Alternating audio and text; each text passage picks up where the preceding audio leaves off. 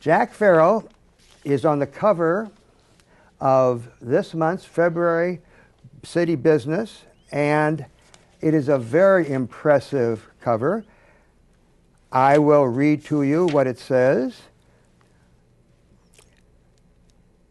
Bacchus's favorite son, how Jack Farrell made Haskell's, Minnesota's largest seller of fine wines.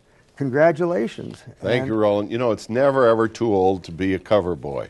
And I'm enjoying it immensely. The emails and the calls and everything I've gotten are very, very flattering. It's a nice article, and I'm very flattered by it, believe me.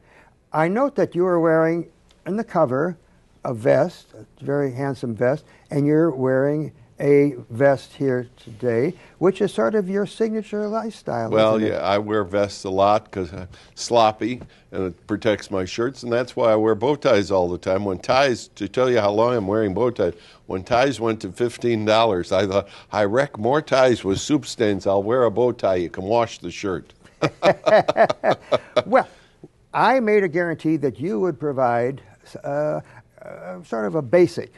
We're short of space in our house and so forth, so here's the few tips that we need. When people downsize, you know, you really don't need a lot of space to keep your spirits, if you will, for entertaining. A small little cupboard, and the basics you need, you should have probably a bottle of scotch, bottle of bourbon, bottle of gin, and a bottle of vodka. And if you're so inclined, maybe a bottle of brandy. And if you're going to have a liqueur, I'd suggest Bailey's Irish Cream, because it is the largest selling liqueur in the United States by a factor of at least 10. It outsells everything. But brandy is very nice when you have somebody who's feeling a little wheezy, and that brandy is good. Plus, brandy is a marvelous thing to have with a little lemon and a little warm water and honey if you've got a cold. A little hot toddy never hurt anybody. And the others cover all your bases for a friend who comes in and wants a scotch and soda or a bourbon and water or vodka on the rocks or a martini. You got all the fixings. Something else I like to add to that is a few bottles of wine. I think you need to have a nice inexpensive red, an inexpensive white, and there's nothing better to have on hand than a bottle of inexpensive sparkling wine. Because you can never tell when someone comes in, they've got a promotion, they're going to have a baby, they're going to get married. It's instant celebration in a bottle. And champagne, you know, only takes about 20 minutes to chill. If you take that champagne, put it in a bucket, ice bucket. If you haven't got an ice bucket, put it in a big pan, add a little water and a little ice, let it sit there for 15 minutes, take it out. It's the perfect drinking temperature. So champagne is the wine of celebration, and I really suggest it's nice to have a bottle of that on hand. The red wine, white wine, they speak for themselves. You mentioned, I think we're showing that it's a Merlot for red and a Chardonnay for white. Exactly. In this case, I have our Haskell's private label. I brought those along because they're so inexpensive. They're $5 a bottle. The red is predominantly Merlot. The white is predominantly Chardonnay. And, you know, you've got a red wine if somebody likes it or wants a red wine, and a white wine. And what the nice thing about these wines is they're middle-of-the-road wine. They're the kind of wine, if you have someone who's a very, very sophisticated wine buff, he'll enjoy these wines because they're simple and straightforward. And if you have someone who's not that familiar with wine, they'll like it because they're designed to appeal to the masses. They're really good. And while we're on that subject of wines, glasses are very important. Now, I have here one glass, and I'd call this an all-purpose wine glass. You can use this for everything. You can use it for champagne. You can use it for white wine. You can use it for red wine. You can mix a drink in this. You can serve orange juice or iced tea in it. It's kind of nice to have a stemware that has lots of purposes. And the big real secret is to have a large balloon in the end. That's what we call the goblet part, the balloon.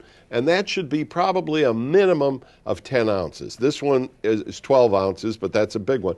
But it shouldn't be any smaller than that. One of the problems is those old wine glasses, if you'll remember, Roland, they look like eye cups. They probably hold 2 ounces. If you have some of those... This is a 10 ouncer. Yes. This one is 12, but this you is say 12, 10 but ounces. 10 ounces is ideal. You have another, there's another question I was going to ask you.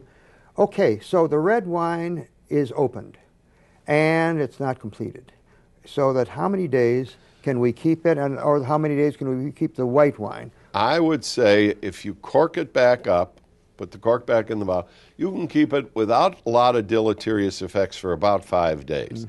The white wine I'd keep in the refrigerator, though a red wine could be kept in the refrigerator, but then take it out of the refrigerator for about 10 or 15 minutes before you drink it.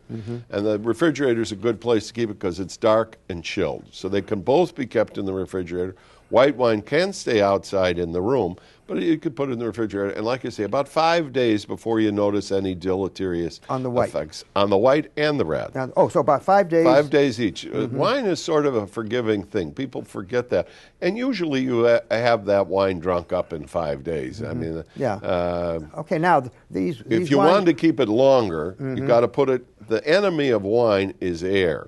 So if you wanted to keep it longer, you'd need a smaller bottle. If you keep reducing the container size so the air doesn't get in there, you could keep the wine indefinitely. Oh, okay. Now, the bottles are half full. Can we keep it upright? Yes, sure. It's not a problem. You don't have to keep it flat. The only reason you keep wine flat is to keep the cork moist.